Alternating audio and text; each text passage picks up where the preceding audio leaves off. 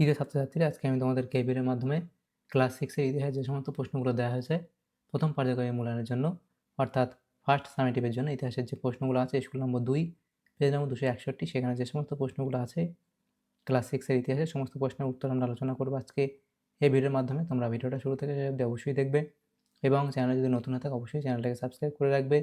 পরবর্তী যে পেজগুলো আছে সেগুলোর প্রশ্ন উত্তর পাওয়ার জন্য এবং এর আগের যে স্কুল ছিল সেটার প্রশ্ন উত্তর আমরা আলোচনা করে দিয়েছি। তোমরা প্লেলিস্ট থেকে সেই প্রশ্ন উত্তরগুলো পেয়ে যাবে, সেখান থেকে দেখে নিও সেই প্রশ্ন উত্তরগুলো। আজকে আমরা আলোচনা করবো এই 2 নম্বর স্কুলের প্রশ্ন উত্তরগুলো। 2 নম্বর স্কুল দেখো যে প্রশ্নগুলো দেওয়া হয়েছে এখানে একের দাগে বলা আছে সঠিক উত্তরটি খুঁজে নিয়ে লেখো। 6টা প্রশ্ন এখানে 1 নম্বর করে দেওয়া আছে, 6 নম্বর। একের দাগের একের প্রশ্ন বলা আছে দেখো, প্রধানত কিসের আকার থেকে আদিম মানুষের নানা রকম ভাগ করা হয়? সেটা হবে মস্তিষ্কের, অর্থাৎ অপশান এ। এর পরবর্তী প্রশ্ন 2 এর দাগে বলা আছে দেখো, ভীমবেটকা অবস্থিত, তাহলে সেটা হবে কোনটা? মধ্যপ্রদেশে, অপশান ডি। 3 এর দাগের প্রশ্ন বলা আছে দেখো, ভারতীয় উপমহাদেশে প্রথম নগর কেন্দ্রিক সভ্যতা হলো, তাহলে সেটা হবে হরপ্পা সভ্যতা, অপশান এ। এর পরবর্তী প্রশ্ন, এখনো পর্যন্ত সবথেকে প্রাচীন আদিম মানব গোষ্ঠীর খোঁজ পাওয়া গেছে, সেটা হবে পূর্ব আফ্রিকাতে, অপশান বি। এর পরবর্তী প্রশ্ন, মেসোপটেমিয়ায় হরপ্পা সভ্যতার কটি শিলমোহর পাওয়া যায়? তাহলে সেটা হবে কোনটা? অপশান বি, অর্থাৎ 23টি। এর পরবর্তী প্রশ্ন, আদিম মানুষের প্রথম হাতিয়ার ছিল ভোঁতা পাথর। আদিম মানুষের প্রথম হাতিয়ার ছিল ভোঁতা পাথর।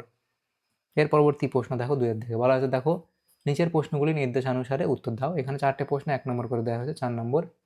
প্রথম প্রশ্ন, ঠিক না ভুল লেখো। মেহেরগড় সভ্যতা ছিল তামা পাথরের বা তাম্র প্রস্তর যুগের সভ্যতা, এটা এখানে সত্য বলা হয়েছে। এর পরবর্তী প্রশ্ন, 13 কথাটির অর্থ কি? তাহলে 13 কথাটির অর্থ লিখবে, এটা হলো ষাঁড়। এর পরবর্তী যে প্রশ্ন দেখো বলা হয়েছে, পরবর্তী প্রশ্ন এখানে দেখো কি বলা হয়েছে, জ্যা ফ্যাসোয়া জারিজ কে? তাহলে লিখবে, জ্যা ফ্যাসোয়া জারিজ ছিলেন একজন বিখ্যাত ফরাসি প্রত্নতাত্ত্বিক। আচ্ছা, এই যে এখানে দেওয়া আছে 3 এর দাগের প্রশ্ন উত্তর, জ্যা ফ্যাসোয়া জারিজ ছিলেন একজন বিখ্যাত ফরাসি প্রত্নতাত্ত্বিক যিনি 1974 সালে রিচার্ড মেডোর সহযোগিতায় মেহেরগড় সভ্যতা আবিষ্কার করেছিলেন।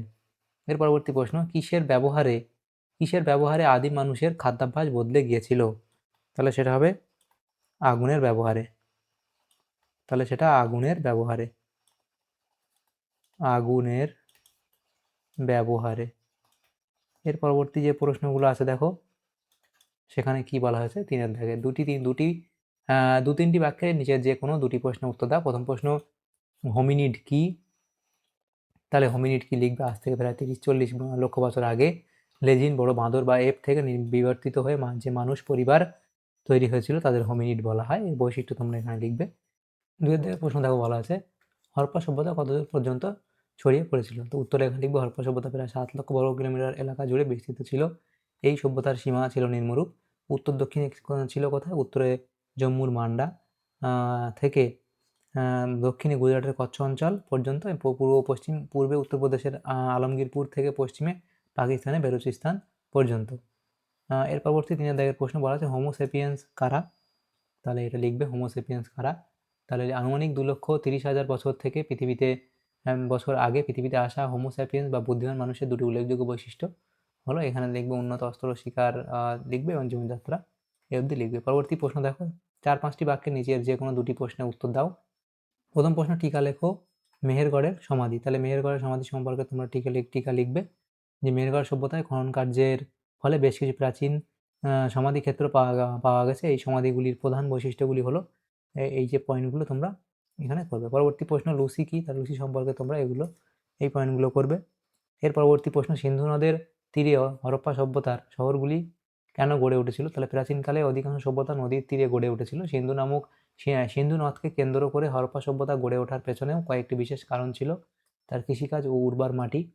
তাহলে লিখবে। এর পরবর্তী প্রশ্ন, জলপথ ও বাণিজ্য এবং পানীয় জল ও মাছ ইত্যাদি পয়েন্টগুলো করে অবধি লিখে দেবে। 5 দাগের প্রশ্ন দেখো কি বলা আছে, 8-10টি বাক্যে নিচের যে কোনো দুটি প্রশ্ন উত্তর দাও। এখানে এখানে দুটো প্রশ্ন উত্তর করতে হয়, 5 নম্বর করে 10 নম্বর দেওয়া হয়েছে। তো প্রথম প্রশ্ন কি ছিল, হরপ্পা সভ্যতার নগর পরিকল্পনা বর্ণনা করো। তাহলে এখানে ভূমিকা লিখবে, তারপর নগর পরিকল্পনার প্রধান বৈশিষ্ট্যগুলো এই পয়েন্টগুলো করে তোমরা অবধি লিখে দেবে। এর পরবর্তী যে প্রশ্ন আছে দেখো, আগুন জ্বালাতে শেখার পর আদিম মানুষের কী কী সুবিধা হয়, তাহলে আগুন জ্বালাতে শেখার পর আদিম মানুষের কী কী সুবিধা হয়েছিল সেগুলো লিখবে, এই পয়েন্টগুলো করে লিখবে।